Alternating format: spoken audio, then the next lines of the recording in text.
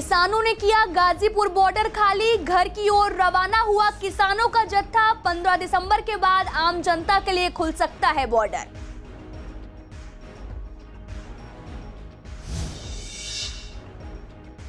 जाफराबाद के आरडब्ल्यूए के सदस्यों ने विपिन रावत को किया याद, नम आंखों से दी श्रद्धांजलि, छोटे बच्चों को बताए सीडीएस रावत के कारनामे।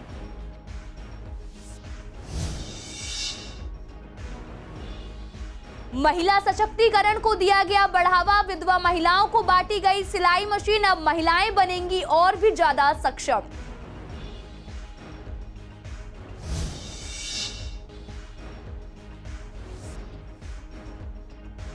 कलकदुमा कोर्ट में लगी लोक अदालत में 1,20,000 चालानों का किया निपटारा, 30 बेंचों ने चालानों को किया खत्म।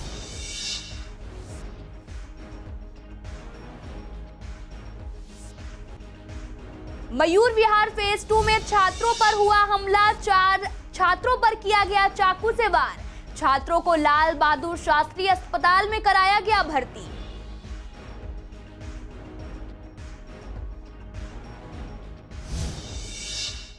नमस्कार, मैं आपके साथ अंकिता पाल। आप सभी का पूर्वी दिल्ली खास में एक बार फिर से स्वागत है। रुक करते हैं खबरों की तरफ। गाजीपुर बॉर्डर से किसानों का जत्था घर की ओर रवाना हो गया है। बॉर्डर से किसानों ने अपना सामान पैक करने के बाद जश्न मनाते हुए किसानों ने वहां मौजूद पुलिस वालों से लेकर आम नागरिक को भी धन्यवाद किया। आपको बता दें कि गाजीपुर बॉर्डर आम जनता के लिए 15 तारीख के बाद से खुल सकता है। किसान नेता जगतार सिंह बाजवा का कहना था कि अभी धीरे धीरे किसान जा रहे हैं। किसान नेता राकेश टिकैत और कुछ किसान 15 तारीख तक बॉर्डर पर ही रुकेंगे। यहाँ की साफ सफाई से लेकर हर व्यवस्था पहले जैसी करके फिर अपने घर लौट आएंगे। तराई का जत्था रवाना हुआ है यहाँ से, और बाकी बॉर्डर जो है अभी व्यवस्थाएं यहाँ पर वो 15 तारीख तक पूरा बॉर्डर खाली हो जाएगा। आज तराई के जत्थे ने यहाँ विधिवत यहाँ से रवानगी की है। फतेह मार्च के रूप में यहाँ से पूरे तराई के किसान मजदूर सब गए हैं। स्ट्रक्चर से इन सबको संभाल के रोड को चालू करके यहाँ की सफाई करके, यानी पूरा विधिवत इसको साफ सफाई करके यहाँ से बॉर्डर को जाने का है, और वो अभी 15 तारीख तक जाएंगे। अंकल थे, उनका 50 साल बाद फ्रेंड यहाँ पर मिला, उनका कोई भी फ़ोन नहीं था आपस में, तो उन्होंने एकदम देख के जैसे अपने आप एक दूसरे को पहचाना और वो बड़े इमोशनल हुए। तो उसको उनको देख के हमें भी बड़ा एक बार इमोशन हुआ कि यार इतने साल बाद, 60 साल बाद, और वो भी यहाँ पर मिले। तो ये सारी यादें हैं, ऐसी बहुत सारी छोटी छोटी यादें हैं, अभी एकदम से याद नहीं आ रही हैं। जाफराबाद के आरडब्ल्यूए के सदस्यों ने सीडीएस विपिन रावत और उनके तमाम साथियों को नम आंखों से सलाम पेश करते हुए श्रद्धांजलि दी। डॉक्टर बेग ने नैनूहलों को देश के वीर सपूत स्वर्गीय विपिन रावत और उनके तमाम साथियों के बारे में जानकारी देते हुए बताया कि स्वर्गीय रावत एक बहादुर और दूरगामी सोच रखने वाले जनरल थे। कारगिल युद्ध से लेकर सर्जिकल स्ट्राइक में उनकी सूझबूझ और हिम्मत से ही हमने विजय प्राप्त की थी। वो तीनों सेनाओं का नेतृत्व करने वाले पहले व्यक्ति थे और वे सभी को एक साथ लेकर चलने वाले जनरल थे। उनका इस तरह से दुर्भाग्यपूर्ण दुर्घटना में शहीद होना हम सब भारतीयों के लिए क्षतिपूर्ण और दुखदायी है। हमारे शहीद मरहूम सीडीएस विपिन रावत साहब और उनके तमाम साथियों को, जो एक दुर्घटना में हमसे दूर चले गए, आज हम यहाँ पर उन तमाम शहीदों को सलाम करने के लिए इकट्ठा हुए हैं, जिन्होंने अपने परिवारों को छोड़कर अपनी जानों की बाजी लगाई और देश को सुरक्षित रखने में अपनी कुर्बानियाँ दी। तो आज हमारी संस्था और आरडब्ल्यूए इन नौनिहालों के साथ, इन बच्चियों के साथ, इन नौजवानों के साथ सलाम कर रहे हैं उन शहीदों को, उनके परिवारों को। हम 130 करोड़ हिंदुस्तानी ये बताना चाहते हैं अपने सिपाहियों को, अपने फ़ौजियों को, कि उनके हर सुख दुख में हम उनके साथ हैं। वो देश की रक्षा करते हैं, सरहदों पर खड़े होकर दुश्मनों को जवाब देते हैं, तो हम सुरक्षित अपने घरों में सोते हैं सुकून चैन के साथ। हमारे बच्चे अपने जीवन यापन को शांति के साथ यापित करते हैं। आज मैं स्वर्गीय सीडीएस जी की बेटी हूँ और अपनी बड़ी बहनों से ये कहना चाहती हूँ कि हम देश के बच्चे आपके साथ हैं और आप हमारा परिवार हैं। अब हम सब मिलकर उनके रुके हुए कार्यों को आगे लेकर जाएंगे और CDSG के सपने को, देश को सुरक्षित और विकसित बनाने का सपना पूरा करेंगे।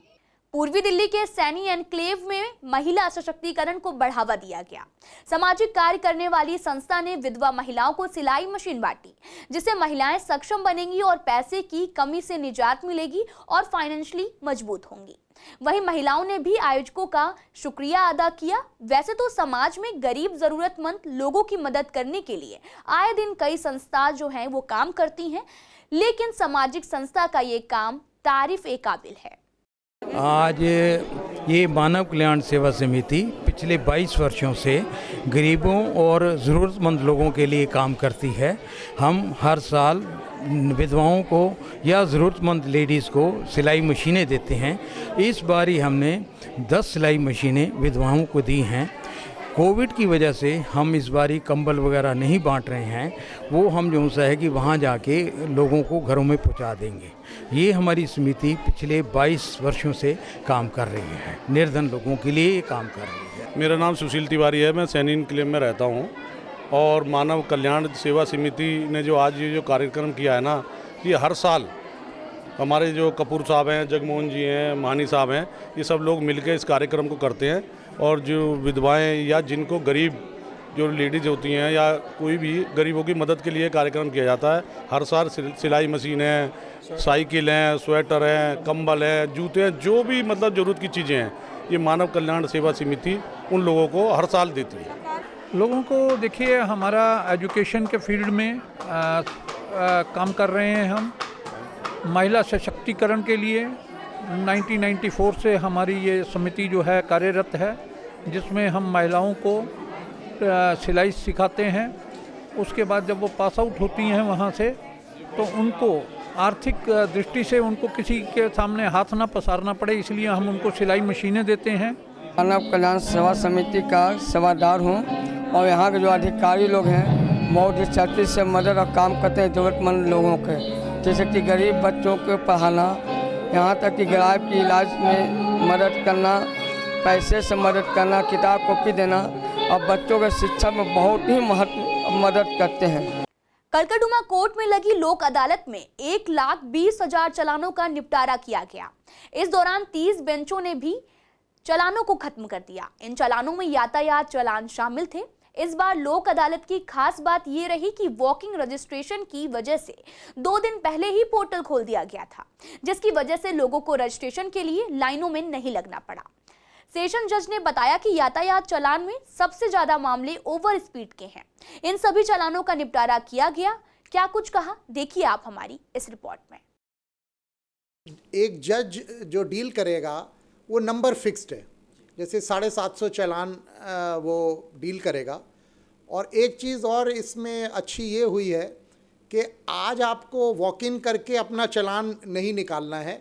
आपको इसके लिए 2 दिन का विंडो पहले मिला था, उस दिन आपको ये चालान अपना डाउनलोड करके निकालना था। और आज सिर्फ आपको उस पेपर के साथ में, क्योंकि उसमें बार कोडिंग होती है, उसके साथ में जज के सामने पेश करना था और आपका तुरंत वहाँ पे निवारण होता है। अब तो बहुत सुविधा है, आपको बहस करने की भी ज़रूरत नहीं है। आप डाउनलोड करिए, चालान आपका वहाँ आ जाएगा, आप ऑनलाइन पेमेंट कर दीजिए, कोई दिक्कत ही नहीं है। हमारे डिस्ट्रिक्ट के बिहाफ पे और तीनों डिस्ट्रिक्ट के बिहाफ पे east, Shahdara and north east, तीनों डिस्ट्रिक्ट का यहाँ कलकदुमा कॉम्प्लेक्स में आज लोग सभी ज़्यादातर लोगों के ट्रैफिक चालानों का निपटारे के लिए आज यहाँ पे एक ट्रैफिक लोक अदालत का आयोजन किया गया है। और यह आयोजन हमारे NALSA honourable supreme court and Delhi legal services authority under the supervision and guidance of the honourable high court, ये हमने ये आयोजन किया है। पूर्वी दिल्ली के मयूर विहार फेज 2 के इलाके में 10वीं की परीक्षा देकर घर लौट रहे 4 छात्रों पर कुछ लड़कों ने चाकू से हमला कर दिया। हमला करने के बाद छात्र गंभीर रूप से घायल हो गया, जिन्हें लाल बहादुर शास्त्री अस्पताल में दाखिल कराया गया। आपको बता दें कि घायल छात्रों की पहचान गौतम, रेहान, फैजान और आयुष के रूप में हुई है। वहीं परिजनों का कहना है कि पीछे से आकर चाकू से हमला किया गया। हमलावर कौन था, ये अभी तक पता नहीं चल पाया है। पति है रियान है, साली का लड़का मेरी सगी। क्या हुआ था? वो स्कूल से पेपर दे के निकला है और कुछ लड़के बाहर के आए बदमाश टाइप के, उन्होंने कुछ नहीं पूछा धचा, उन्होंने चाकू मारने चालू कर दिया। मालूम है? हाँ, एक सर में लगा हुआ पीछे और जो 2 चाकू जांघ में लगे हुए उसके लिए। वो मेरे पास भाग आया था, जिस लड़के को मैं लेकर आया था, तो मेरे से बोला भाई मेरे चाकू मार दिया। फिर मेरे साथ एक लड़का और था, फिर इसे रिक्शे में डाल कर हॉस्पिटल लेकर आए थे। 3 लोग थे। जहाँ पर हमारा सेंटर गया था वो तो यहाँ पर मेरी फेज 2 नीला माता मंदिर के पीछे सर्वोदय बाल विद्यालय स्कूल, और हमारा जो स्कूल है वो त्रिलोकपुरी में दिल्ली। जिसको चाकू मारा क्या नाम है वो बच्चों का? एक का नाम गौतम है जिसको मैं लेकर आया था, और एक का नाम आयुष गुप्ता, बताओ बेटा, और दूसरे का रोहन शायद। पूर्वी दिल्ली के जगतपुरी पुलिस को एक बड़ी कामयाबी हाथ लगी है। पुलिस ने 2 शातिर चोरों को गिरफ्तार किया है, जिनके पास से एक चोरी की स्कूटी, एक मोटरसाइकिल और चाकू बरामद किया गया। दोनों आरोपियों पर गिरफ्तारी के 13 मामले सामने आए हैं। दरअसल जगतपुरी पुलिस को गश्त के दौरान 2 लड़कों पर शक हुआ, जिसके आधार पर पुलिस ने उन्हें रोकने के बाद पूछताछ की, तो पूछताछ में दोनों लड़के बाइक के कागज नहीं दिखा सके, जिसके बाद पुलिस ने आरोपियों को गिरफ्तार करके आगे की जांच शुरू कर दी है। पूर्वी दिल्ली के विश्वास नगर में मजदूर कर्मचारी के कार्ड बनाने के लिए कैंप लगाया गया, जिसमें मजदूर कर्मचारी और उनके परिवार के लोगों ने कैंप में आकर रजिस्ट्रेशन करवाया। आपको बता दें कि इस कार्ड का लाभ लोगों को केंद्र सरकार की योजनाओं पर मिलेगा। साथ ही सरकार की तरफ से जो मकान के पैसे मिलते हैं उसमें भी सहायता मिलेगी, जिससे गरीब मजदूरों का जीवन यापन करने में आसानी होगी। जितने मजदूर वर्ग के लोग हैं अपने वो सेवा ले रहे हैं, जो श्रम कार्ड है, हेल्थ कार्ड है, वो बनाया जा रहा है। कितने लोग अभी तक आ चुके हैं? पिछले हफ्ते तो 400 साढ़े 400 आ गए थे, तो आज 100-150 आ गए हैं। देखिए जैसे जैसे लोगों को पता चलता है तो आ रहे हैं। जैसे पिछले हफ्ते ज़्यादा लोग आए थे, तो कुछ लोगों को जैसे पता चला तो फिर इस हफ्ते हमने फिर सीवर कैंप लगवाने की बात कही, तो उन्होंने कहा ठीक है आज फिर लग रहा है। तो जगह जगह लगा रहे हैं वार्डों में, वो तो चल रहा है मजदूरों का। इन्होंने आज दूसरी बार फिर ये कैंप लगवाया है ताकि समाज का गरीब वर्ग के लोगों का भला हो सके।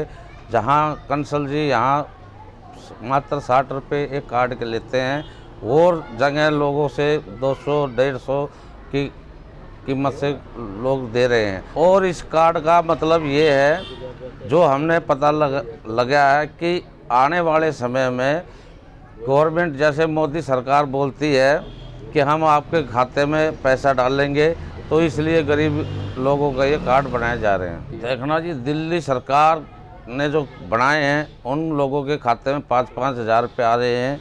हमें को कई लोगों ने बताया है। जो ये हेल्थ कार्ड जो बनाया है, लोग बनवा रहे हैं, ये बना रहे कंसल जी, इसमें बता रहे 5 लाख की सुविधा है। जैसे बीमार हो जाता है आदमी, कई हॉस्पिटल में जाता है, पैसे नहीं हैं तो वो गवर्नमेंट के खाते से ही मिलेंगे। शाहदरा डिस्ट्रिक्ट के गीता कॉलोनी थाने के एसएचओ ने दिल्ली में बढ़ते अपराध पर लगाम लगाने के लिए एक टीम गठित की है।